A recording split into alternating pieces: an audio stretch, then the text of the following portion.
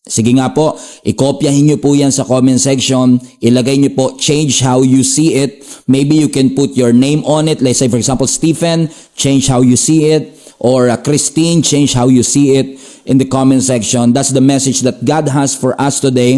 And we are going to talk about perspective. And probably you heard a lot of preachings about perspective. But I assure you that this particular message is going to really broaden your perspective about perspective. Are you ready for the word? Okay, Ephesians chapter 2 verse 10. Okay, Ephesians 2 verse 10. While you are turning, please continue sharing or tagging your friends and family. We're just starting po sa word. So kung kayo po'y kakarating pa lamang, we welcome you. You haven't missed a lot yet, but here we are. We are ready for the word. Ephesians 2 verse 10. Sabi po dito, for we are God's handiwork, created in Christ Jesus to do good works, which God prepared in advance for us to do. Basahin po natin ulit. For we are God's handiwork, created in Christ Jesus to do good works, which God prepared in advance for us to do. May question po ako bago tayo makapagpatuloy. As I've said, ang ating pong pag-uusapan is change how you see it. Ang tanong ko po sa inyo, sa palagay po ba ninyo, kailangan ng mundo ng pagbabago? Amen? Yung mundo po bang ginagalawan o tinitirhan natin, sa palagay po ninyo ay nangangailangan ng pagbabago? Kapag nakakakita po kayo ng mga taong nagugutom, pag may mga nakikita tayong mga taong namamatay o pinapatay ang kanilang mga sarili, kapag nababalitaan at nasasaksihan natin ang korupsyon, sa palagay nyo ho ba kailangan ng mundo ng pagbabago? I believe we all desire for change. In fact, most people desire to see change in our world. In fact, even those who kill wanted to see change. Kaya sila pumapatay, sometimes it's because they want to see change. Even those who are involved in wars o sa mga gera is probably involved in a war because they want to see change. So most people desire to see change in their world or in their life. At nakakamanghang malaman na kung meron man tayo mga gustong pagbabago sa mundong ginagalawan natin, hindi po ito nangangailangan ng unggoy o ng kabayo. Kailangan lang tayo ang mag-desire na magkaroon ng pagbabago. Hindi naman siguro natin i-imagine na yung mga unggoy ang magpoprotesta sa Department of Labor and Employment. Hindi naman natin siguro ini-expect na yung mga dolphin na magpapakain sa mga nagugutom. No? Tayo mismong mga tao na anak ng Panginoon, I believe ang gagamitin niya para magkaroon ng pagbabago ang mundong ating ginagalawan. Nakakatuwa pong isipin, ang sabi po ng survey, 60% daw po ng mga young people, they care about the world or they care about the change that we need in this world. So ibig sabihin kung 60% of young people care about the world that we live in, that makes me happy. Ibig sabihin kasi, ang future ng isang bansa, ang future ng isang organization o ng isang pamilya ay bright, maganda. Kung ang mga taong nakatira o nabubuhay sa kasalukuyan ay may malasakit sa mundong kanyang ginagalawan. Di ba po yan naman ang dahilan kung bakit tayo nagpe-pray in the first place? No, nagpe-pray tayo hindi lang para i-manipulate ang Panginoon sa kanyang kalooban, pero naniniwala ko many of us are praying to the Lord because we long to change our world. We long to change our home. We long to change our future. Na kung bibigyan lang tayo ng pagkakataon na makapagsimulang ulit, I'm sure marami ho sa atin ang magsisimulang ulit para maiayos po natin ang ating buhay at makapagsimula from scratch. Taas kamay nga po, raise hand emoji sa lahat ng kung bibigyan lang kayo ng Diyos ang pagkakataon na makapagsimula uli, babaguhin nyo at aayusin nyo ang maraming pagkakataon o sirkumstansya sa inyong buhay. Maaring sinasabi ninyo, hindi ko gusto yung mundong ginagalawan ko, hindi ko gusto yung bahay na tinitirhan ko, hindi ko gusto yung mga magulang na binigay sa akin, hindi ko gusto yung karir na tinatahak ko, hindi ko gusto yung bansang tinitirhan ko. I don't like the world I see. And many of us, because we don't like the world that we see, we don't like the house that we see, we don't like the family that we go home to, we are praying for the new one. We are praying for a new job. We are praying for a new family, unfortunately. We are praying for a new home, a new church for that matter. Alam nyo, hindi kayo nag-iisa sapagkat, alam nyo, because of the wickedness ng mga tao back in the day, nung panahon po ni Noah, even the Lord, ang sabi ng scripture sa Genesis chapter 6, regretted, pinagsisihan ng Panginoon in essence, o pinanghinayangan ng Panginoon na nilikha niya ang tao because of how wicked the people were nung unang panahon. At dahil dito, alam naman po natin ang storya dahil Ang Diyos ay hindi nalugod sa paraan ng pamumuhay ng mga taong nandoon nung unang panahon. Nagpadala ho siya ng matinding baha. Amen? At sabi ng scripture, yung kanyang pamilya lamang at ilang pares ng mga hayop ang natira pagkatapos nito. Imagine niyo to. May mga taong nabubuhay na noon, may kultura na, may lengguwahe na, pero just because God regretted that He created man and He saw how wicked the world was, abay ginunaw ng Panginoon ang mundo sa pamamagitan ng baha na para bagang nagsimulang uli. Napansin niyo na ba? Parang nagkaroon ng fresh start. Parang mayroong bagong mundo. A new opportunity to make things right. Di ba ganyan tayo? Kung meron lang pagkakataon, Lord, lipulin mo lahat, magkaroon ng matinding baha, o kaya naman, madissolve na itong kumpanya, o kaya mamatay na itong mga tao sa paligid ko, kaya yung mga masasamang tao sa mundo, lipulin nyo na po, puro mababait na lang pong katulad ko ang matira. O sana all, tingin niya sa sarili niya mabait.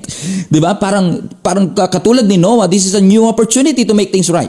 If these people have been a source of frustration because of their wickedness sa harapan ng ating Panginoon, nung nilipol silang lahat ng ating Panginoon, hindi ba bagong simula na?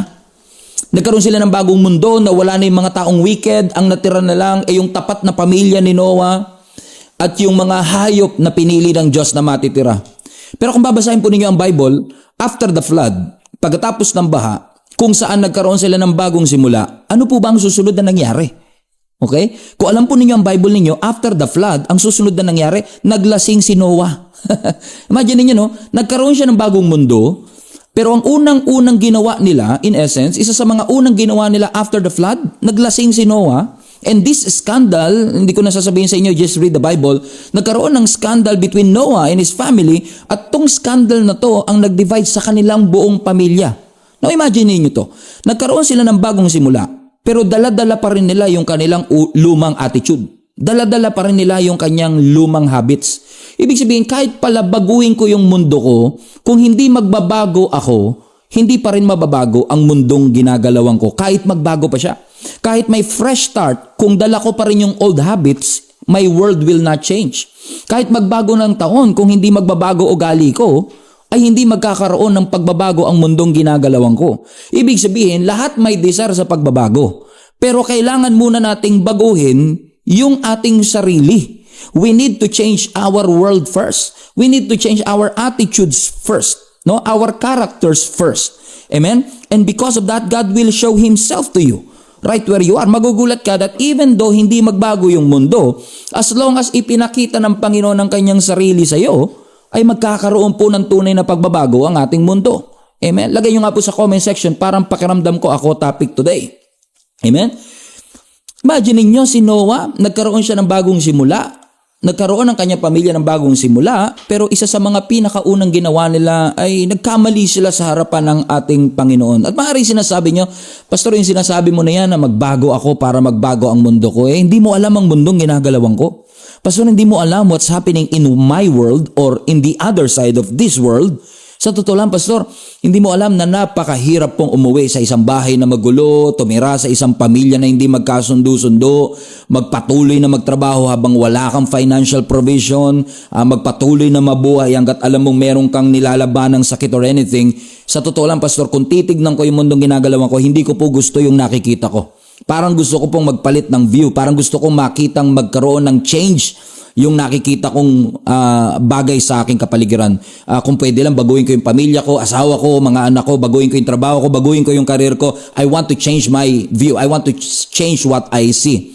At totoo po yan because ang view o ang perspective, ang nakikita natin is really affecting our, sabihin na natin, performance, the way we see life, the way we decide, the way we action, o yung mga action natin, it affects our life because view is everything. Amen? Everybody say view is everything. Bakit view is everything? 'Di ba? Kasi pansinin ninyo, no? Ang mga tao nagpapakamatay, okay, na makabili ng bahay na may magandang view, no? Magpapakamatay na magtayo ng isang restaurant na may isang view o pumila sa isang restaurant na may magandang view because view is everything. Okay? Lagay nyo nga po sa comment section, for example, ano yung mga famous tourist attraction na meron sa area ninyo? For example, if you are living in Egypt, most probably ang tourist spot na makikita mong view dyan ay yung pyramid. Okay? The Great Pyramid. O kung nasa China ka, for example, the Great Wall of China, let me know in the comment section, ano itong mga bagay na ito na famous tourist location in your area na lagi mong nakikita. Because what you see is everything. View is everything. As I've said, people are dying na pumila, bumili, makipaghabulan, no? Para lang mahabol yung magandang view sa Tagaytay o magandang view sa may Baguio o magandang view to wherever you are in the part of the world. That we are dying for because pakiramdam natin maganda yung view na yon. Kasi pakiramdam ko, Pastor, ang liit ng bahay ko, ang init pa. Because that's what I see. Lagi na lang kaming walang pera. Yan yung lagi ko nakikita. Lagi na lang ako minamaliit. Lagi na lang akong late. Lagi na lang ako huli. Lagi ako napag-iiwanan. Lagi na lang akong talo. And I don't like what I see. Amen? What are those things that you wanted to see? For example, si Ramil, sa kanila yung mga Red Sun. Okay, kay Kyle sa Mount Pulag. O si Melly J, Mountains. Or Vitalis. Or Tokyo Tower. Or anumang bagay na yan, no, that you are seeing is affecting your perspective. So hinahabol mo kung merong magandang perspective. And unfortunately sa buhay natin parang ganun din. Pag nakikita natin yung iba, na pakiramdam natin meron silang mas magandang view. Mas maganda yung buhay nila, mas angat yung kanilang buhay. Hindi compare sa bahay namin, ang liit-liit na nga, ang init pa. This is what I see. I don't like what I see. I don't like what I feel. I feel insignificant. I feel like I am faceless. So ayoko na sa mundo. Gusto ko yung mundo nyo. Gusto ko yung view dyan. Gusto ko yung buhay ninyo dyan. Ayoko na dito sa buhay ko. Kaya iba, magpapakasal na nga lang ako para makaalis na ako dito sa impyernong buhay na ito. Gusto ko na maging independent. No, bubukod na ako sa mga magulang ko kasi hindi ko gusto yung nakikita ko sa aking pamilya. Na parang bagang pag sumisilip ka sa bintana ng ibang tao, pag tumitingin ka sa post ng ibang tao, pag tinitignan mo ang buhay ng ibang tao, tinitignan mo yung mga kapitbahay, kaklase mo, nakikita mo yung mga post nila, parang pakiramdam mo, yun yung view na gusto mo. Yun yung gusto mong laging nakikita. Yun yung gusto mong laging nararanasan sa iyong buhay. Bago na naman sapatos nila, napunta na naman sila sa ibang bansa. Yung damit niya, bago na naman. Pero let me tell you this. Not everything that you see in that window is beneficial for you. Not everything that you see in that window is honest. Hindi lahat ng nakikita mo sa buhay ng iba, totoo. Hindi lahat ng nakikita mo sa post ng iba ay totoo. At kung isasalig mo dyan sa nakikita mo sa iba, yung pagpapalit ng nakikita mo sa iyong sariling buhay, baka magkaroon ka ng matinding problema. Kasi let me tell you this, I've lived in this world long enough para pumapatunayan na kung chaotic ang iyong mundo, chaotic din marahil yung kanilang mundo. Na imbis na, ang suggestion ko sa iyo, imbis na baguhin mo yung nakikita mo, baguhin mo na lang kung paano mo siya tinitignan. So what we want usually is to change what we see, but we don't want to change how we see it. Yun ang dapat eh. Hindi mo lang dinidesire, mabago yung nakikita ko. Kundi kung hindi man mabago, Lord, baguhin mo kung paano ko siya tinitignan. Anong tingin ko sa mga view na ito? Now imagine mo, for example, sa may Tagaytay, yung Taal Volcano. Maaaring kung nakatira ka sa Nasugbu, nakatira ka sa Taal, nakatira ka sa Tagaytay, baka yung view na yan nilalagpas-lagpasan mo na lang. Samantalang yung mga nasa Visayas, Mindanao, maaaring excited sila na makita yung view na yan. So di ba minsan tayo nagpapalitan na, ayoko na, sawa na tayo because minsan naging familiar tayo kaya hindi na natin minsan ma-appreciate. And familiarity is the thief of gratitude. Kailangan mong ma-realize mga kapatid na hindi lahat ng perspective nakikita mo. Hindi porket nag-post sila ng maganda buhay nila. Hindi porket nag-post sila ng naka-holding hands ay maganda at nagmamahalan sila. Amen? Ang gusto talaga natin, naniniwala kong gusto ng Panginoon, tayo ay maging grateful at magkaroon ng kapayapaan sa ating mga puso. That regardless of the world that we are living in, ano man yung nakikita natin sa mundo natin, ang ating kinukonsider lagi, Lord, maraming pong salamat. Kung ito yung mundong pinaglagyan niyo po sa akin, hindi ko na i-desire na baguhin mo.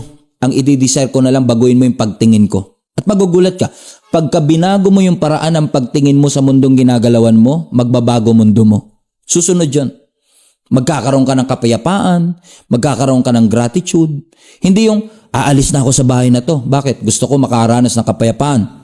Gusto ko na mag-deactivate ng Facebook ko para makahanap ako ng kapayapaan.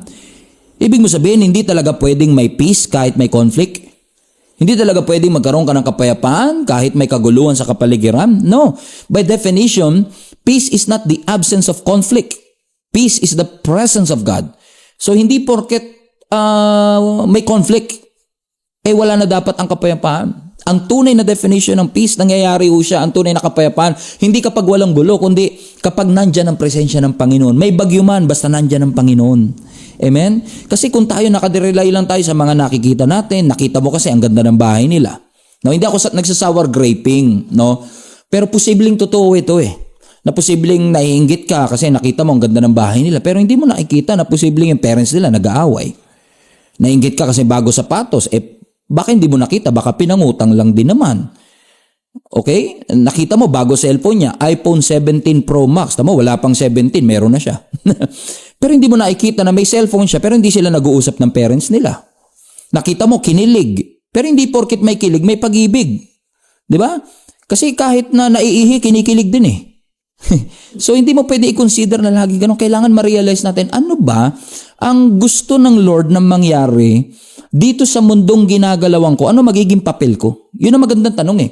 Lord, kung hindi mo gustong baguhin ko pa ang takbo at ang mundong ginagalawan ko, ano ang pwede kong magawa? Ano yung assignment mo sa akin? Kasi tulad ng text na binasa natin, balik mo Ephesians chapter 2. Di ba ang sabi ng Ephesians chapter 2, dahil ikaw ay handiwork ni Lord, created in Christ Jesus, ano daw ang purpose? To do good works. No? Hindi ka create ng Lord para maging display, para maging mannequin. You are the salt of this world. You are the light of this world. At dahil tayo ay nilikha ng Panginoon, handiwork ka, specialty ka ng ating Panginoon, binigyan ka niya ng good works as an assignment. Kasi sabi ng scripture, which God has prepared in advance for us to do. Hindi ka pa nag-i-exist, yung purpose mo, meron na eh. So ibig sabihin, may assignment ang Diyos para sa atin, and that is to do good in the world that we are living in. Ulitin ko, ang Diyos may assignment po sa bawat isa sa atin, and what is that?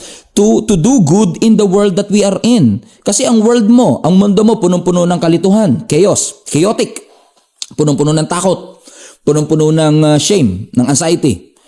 Unfortunately, many of our world, halimbawa, perspective natin, madalas ang perspective natin is limited sa mga nakikita mo lang sa screen sa cellphone mo. So dahil hindi ka naman nakarating doon, di mo naman napuntahan, kung ano yung nakita mo minsan sa screen, yun na yung pinaniwalaan mo. Kinainggitan mo, yun na rin ang naging reason ng frustration mo. So ang mundo mo minsan limited by the friends that you have on Facebook. Kasi mga kaibigan mo, ito yung nakasanayan, ito ang ginagawa, akala mo yun lang yung mundo. Kaya napakahalaga to change your world. Mahalaga yan, no? Hindi yung mundong nakikita mo, kundi yung mundong pinapaniwalaan mo.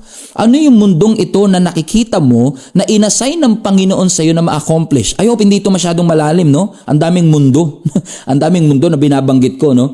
Pero I hope that you understand where I'm coming from, na baka desire tayo ng desire, Lord, baguhin mo ko, ilagay mo ko sa ibang pamilya, sa ibang school, sa ibang kumpanya, ilagay mo ko sa ibang bansa. Pero it's not really the world that we see, it's the world that ano yung mundong pinapaniwalaan mong ibinibigay ng Panginoon, baka naman posible siya kahit nandyan ka, kung gagawin mo yung assignment na pinapagawa ng Panginoon. Amen? Yes, sa tingin mo, sa unang tingin, the grass is greener on the other side. The world outside your window is better than your world inside your house. Pero baka hindi pinapakita yung gulo, yung misunderstanding, yung kailangan buksan natin yung mata natin. Na minsan kasi, alimbawa, for example, sa ating bansa, no? Obviously, ang bansa natin may mga kahinaan, may mga bagay sa ibang bansa na gusto mong mangyari sa ating bansa. For example, transportation system, lalo sa Asia, napakaganda ng karamihan, mga karatig bansa natin, magaganda ang kanilang mga transport system, at madali sa ating maging ungrateful. Sometimes na pag uwi mo ng Pilipinas, malulungkot ka kasi ganito yung transportation natin. And I'm not trying to be hypocrite here because sometimes naisip ko rin yun. Pero you have to understand na maaaring yung nakikita nating mundo doon sa ibang bansa, sa Facebook, sa screen ng cellphone natin, is actually limited. Baka hindi lang na ipapakita yung chaos na meron din sa atin. Kasi alam nyo, na-realize ko, na base na rin siguro sa pagkakataon at pribilehiyong binigay ng Panginoon sa akin na makapunta ng ibang bansa, minsan, sa ibang bansa may traffic din eh. Sa ibang bansa, mahaba rin naman ang pila sa immigration. Sa ibang bansa, may mga snatcher din naman. 'Di ba? So, hindi ko sinasabing i-deny na natin, wag na natin baguhin. Ayoko ma-misinterpret nyo ako. Pero ang gusto ko ipaliwanag sa inyo that we are all living, all of us, in the whole wild world, all of us are living in a dying and a fallen world. Lahat ng mga chaotic, lahat ng mali na nakikita natin sa mundo, including the attitude of the government official, including the fallen world that we are, is because our world is fallen. Ano nga aasahan mo sa mundong pabagsak? Diba? Ibig ko lang sabihin, kung yung mundo pabagsak na, wag mo na sabayan. Diba? So, ang mundo natin full of pain, full of disappointments. We are living in a world of anxiety. We are living in a world of chaos. Amen ho ba doon? So, hindi porket nakakita ka ng nag-holding hands. Uy, relationship goals. Baka tinutulungan lang tumawid. Kaya nag-holding hands. Kasi di ba perspective siya eh. So, hindi mo pwedeng sabihin, I want to be part of your friendship. I want to be part of their friendship for that matter. Ayaw mo na sa kaibigan mo kasi gusto mo malipat dun sa ibang magkakaibigan kasi pakiramdam mo yayamanin sila, cool sila. But it's not just always about what you see. It's all about how you see things. How you see it, how you view the things that you have in your life. Alam mo, isa yan sa mga bagay na natutunan ko. Siguro pag tumatanda ka, natututunan mo yan eh. Kahit ako, for example, nakarating na sa isang lugar, kapag ka namasyal ako dun sa lugar na yun, kung ano yung napuntahan ko na, minsan pinupuntahan ko pa rin. Alam niyo kung bakit? Kasi iniisip ko na oo, napuntahan ko na siya, pero maraming tao na nangangarap na mapuntahan yung napuntahan ko. So parang sa palagay ko lang, parang binigyan ako ng pagkakataong makabalik. So kung binigyan ako ng Lord ng pagkakataong makabalik, di babalikan ko. Kasi yung iba nga hindi na nakapunta dun in the first place. Naunawaan niyo yung sinasabi ko mga kapatid? That instead of being ungrateful to whatever that you have, maybe it's time for us to realign our focus and view things from a different perspective. Is this making sense? Di ko alam kung nandyan pa kayo. Tingnan, sige nga, bago tayo magtuloy, let me know in the comment section. Okay, interaction lang, 2 minutes. Sabi ni Kitty and Orange, don't be deceived talaga sa mga nakikita mo sa paligid or sa social media. I agree. So si Kyle, sabi niya, perspective is everything. Si Chai, sabi niya, is how you see things, not what we see. And then tinag niya si Joyce. So that's exactly right. That's the point that I'm trying to make here because napakahalaga ng perspective natin. Amen? Tignan niyo po ang Matthew chapter 6 verse 22. Look at this verse. These are beautiful. This is a beautiful verse. Ang sabi ng Matthew chapter 6 verse 22. Sige nga po, sabay-sabay nating basahin kahit hindi ko kayo naririnig. Your eyes are windows into your body. If you open your eyes wide in wonder and belief, your body fills up with light. Ang sabi ng scripture, yung mata daw natin, tulad ko, yung mata ko maliit lang yan eh. Pero kahit maliit lang o yan, matalas yan, no? Malinaw naman yung mata ko, no? At ang sabi ng scripture mismo, yung atin daw pong mga mata, yan ang bintana ng ating katawan. Kung bubuksan mo ng malaking-malaki yung mata mo, in wonder and belief, meaning yung talagang may amazement, may gratitude, di ba? You're always looking for something to be grateful for. Aba, yung katawan mo mapupuno ng ng ilaw. Bakit? Kung titignan nyo mabuti yung verse, ang sinasabi lang ng scripture, yung mata mo ang entrance, ang mata mo ang gate ng puso. Yan ang gate papunta sa puso mo. So kapag kung ano nakikita mo, yan yung papasok sa puso mo. So, biologically speaking, kung yung mata mo healthy, yung buong katawan mo will be full of light in essence. Pero, listen to me, pero pwedeng 20/20 ang vision mo, pero hindi healthy ang perspective mo. Guess ya? So, iba yung healthy vision sa healthy perspective. So, hindi ko kayo tinuturo ang magkaroon ng healthy vision, hindi naman ako ophthalmologist. Pero ang tinuturo ng Biblia, hindi yung malinaw lang mata mo. Dapat malinaw perspective mo. Base sa nakikita, kasi baka mamaya malabo eh. No? Mayaman ka, malabo pa rin tingin mo. Mapalad ka sa napangasawa mo, ang labo ng tingin mo. Mapalad ka sa mga anak mo, sa mga magulang mo, sa bahay mo, pero baka iba interpretation mo. So hindi porket healthy ang vision, healthy ang perspective. Posibleng healthy ang yung vision, 1920 pa nga ang vision mo, pero ang yung perspective malabo. Amen? Bigyan ko kayo ng perspective. Ibig sabihin, for example, kahit na hindi ka maraming followers, kung may Facebook account ka, ibig sabihin pa rin nun, you can make a difference. Hindi pagiging viral, kundi hindi dapat ang purpose ng mga Christian, hindi pagiging viral, kundi pagpe-pray ng revival para sa iyong pamilya. Hindi pagiging sikat, kundi pagiging angat. Hindi pagpapahid ng lotion, kundi ang cheesy na yata. Di ba? Kasi minsan gusto na baguhin ang perspective. Kaya kahit anong kusot mo sa mata mo, walang nangyayari. Kasi baka mamaya, malinaw nga ang mata mo, pero ang perspective natin posibleng malabo. So kung gusto mo mabago ang mundo mo, ito ang tip ko sa iyo. Okay? Basahin ninyo. If you want to change your world, you don't need another view. You need a healthy perspective. Posible ha? Hindi ko sinasabing absolute rule to. Kaya baka naman talagang pinapalipat ka na ng Lord ng ibang bansa. Baka naman talagang pinapalipat ka na ng ibang trabaho. Pero on most cases, Baka ang gusto lang ng Panginoon sa iyo, magkaroon ka ng healthy perspective doon sa trabaho, sa pamilya, kung saan naroroon ka. It's not about just surviving or getting, pastor, para makasurvive. Hindi. But growing through it. Hindi lang yung dumadaan ka sa kung ano man meron ka, kundi lumalago ka doon. No? Sa pamamagitan ng mga perspective mo, lalago ka sa pananampalataya mo. At kapag tinitignan mo siya sa kakaibang paraan, lumalago ka sa pananampalataya mo. Kasi kahit sino ka pa, kahit ano ka pa, kahit anong karir mo, pwede kang gamitin ng Panginoon para sa kanyang kalwalatian. Huwag mo isiping bata ka pa. Baka maling perspective yan Amen? Kasi ngayon, nagsasalita sa harapan ninyo. Nagsimula ako maging youth pastor at the age of 16 years old po. Nagpastor ako ng simbahan ng Jesus Alive Kamanaba at the age of 27 years old. Sa pamantayan ng mga church world, batang-bata pa po yan. Pero kahit na bata, pwedeng gamitin ng Panginoon kung ikaw lang ay magiging willing na magpagamit. Kung lagi ako magrereklamo na ang titigas ng ulo ng mga member, walang budget ang simbahan, o kaya nag-pandemic, ano nang gagawin namin, hindi kami makapag-gather. Kung lagi lang ako mag-i-excuse, wala mangyayari. Pero alam mo, binigyan ng Lord ako personally at yung mga leaders ng simbahan na pinagpapastoran ko ng malinaw na perspective, and thank God.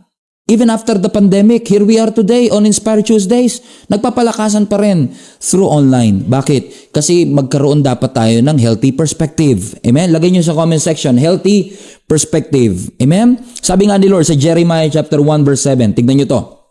Ang sabi ng Lord kay Prophet Jeremiah, "But the Lord said to me," ang sabi ni Jeremiah, "Do not say, I'm only a youth." Huwag mo isasabing bata ka pa. "For to all to whom I send you, you shall go." Huwag mo sabihin bata ka, kung saan kita pinapadala, pumunta ka. "And whatever I command you," sabihin mo. Kasi kung di nyo kilala si Prophet Jeremiah, dalawa problema niyan Una, batang-bata siya nung tinawag siya maging propeta. Pangalawa, siya lang yata yung isa, tignan nyo talaga si Lord propeta siya, pero meron siyang oratory skills. Problem. Ibig sabihin, hindi siya ganun kagaling magsalita. So kung propeta ka, na tagapagsalita ka ng Diyos, tas hindi ka magaling magsalita, problema talaga yan. So, pero hindi lang siya bata, may problema siya sa kanyang oratory skills. So, matinding problema yan. Pero ano sinabi ng Panginoon? Basta gawin mo lang yung pinapagawa ko. Basta sabihin mo lang yung pinapasabi ko. In the first place, hindi naman yung pagiging articulate mo ang mahalaga lang dito Hindi lang yung pagiging eloquent mo, hindi yung vocabulary mo, kasi hindi naman ikaw yung magsasalita, kundi si Lord ang magsusupply ng salita. Amen? Sa mga sasabihin mo. Pag tinignan mo pa si Prophet Jeremiah, tignan mo yung background story niya, hindi mo aakalain pwede siya maging prophet. Galing ba siya sa priestly family? Medyo. Pero hindi katulad talaga ng kasi nasa Benjamin tribe siya So hindi parents ang naging basehan, hindi family background na naging basehan, hindi board of directors ang nag-assign sa kanya. Diyos ang tumawag sa kanya. In fact, kung titignan niyo yung previous verses before verse 7, makikita ninyo na ang sabi ng Panginoon, pinili na siya bago pa man siya ipanganak. Diba? "Before I formed you in your mother's womb," ang sabi ni Lord, "I knew you, I set you apart." Ibig sabihin, hindi pa siya pinapanganak, may plano na ang Panginoon sa kanya. Pero ano nakita niya sa perspective niya? Hindi ko kaya. Pero ano sabi ng Panginoon? Huwag mo isiping bata ka, yan yung nakikita mo. Pero yung perspective ng Diyos ang mahalaga.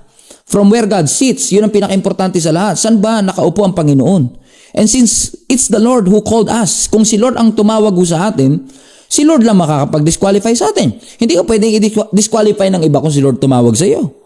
Amen po ba mga kapatid? So I want to encourage somebody. Maybe there are some leaders up here na nakikinig sa akin. Maybe you are frustrated, hindi mo alam kasi parang pakiramdam mo, your church is not big enough, your volunteers are not that many, pakiramdam mo kulang sa resources, kulang sa budget.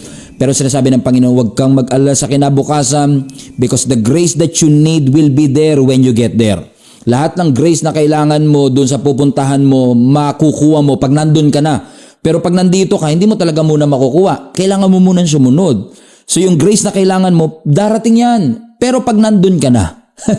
Amen? Yan yung po yung lagi kong sinasabi. I'm not trying to make this message about me. Pero yan lang lagi kong sinasabi. No, I'm 39 years old na po. At pagka ako 39 na, pag binabalikan ko po yung Stephen na 19 years old, at kakausapin ko siya at sasabihin ko sa kanya, alam mo Stephen, 20 years later, you are going to host an Inspire Tuesday and with literally thousands of people will be joining you. Parang nakakatawa, hindi ka makakapaniwala. Kasi paano mangyayari yun? Nung time na yun, walang ni isang resources ang youth ministry, pagkain lang namin sa youth service, hindi namin lang kung saan kukunin, battery ng microphone, hindi namin mai-provide. Tapos sasabihin mo, God is going to use the technology and my skills na bulol ako, stutterer ako, hindi ako marunong magsalita, kinakabahan ako sa harap ng maraming tao. Pero dahil sumunod ka lang, yung grace na kinailangan ko dito, dumating nung nandito na ako. So ibig sabihin, kailangan ko munang sumunod. Kahit pa ano yung nakikita kong discouragement, kahit na frustrating yung nakikita ko sa bintana ko, as long as susunod ako sa Panginoon, titignan ko yung nakita niya. So yung nakita ng Diyos, tinawag ka, pinili ka, sinelect ka ng Panginoon. Kasi kapag kasama mo na si Lord, there's a whole new world.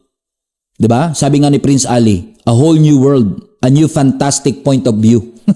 Alam niyo ba yung kanta na yan? A whole new world, a new fantastic point of view. Pinapakita yung bagong perspective. Grabe, no? Napunta pa tayo sa Aladdin. So wag mo iisipin na ganito na lang data talaga, susuko na ako. No, bring that change that you desire into the world that you are living in. After all, you are wired for change. You are wired for great things. You are wired for growth. You are wired for victory. Maybe hindi mo lang natatap kasi nagdududa ka. So don't allow the world to change you. Huwag mo hayaan na yung mundong tinitignan mo, yun makapagpabago sa iyo. Because you can, you have the ability by the grace of God sa pamamagitan ng Panginoon. Kasi sabi nga, greater is He that is in you than he that is in the world. Jesus is far greater than that fear that you have in your hearts. So ibig sabihin, kung si Lord masigit dyan, huwag mong hayaan na yung mundong ginagalawan mo, yun ang magbago sa perspective mo. Dahil mahirap yung mundong ginagalawan mo, isipin mo, mahirap na kami, dito na kami mamamatay, hanggang dito na lang kami. Do not allow what you see in that window to change you. You have the ability to change the world that you are living in by the grace of God. Kaya nga ikaw yung asin at ilaw eh.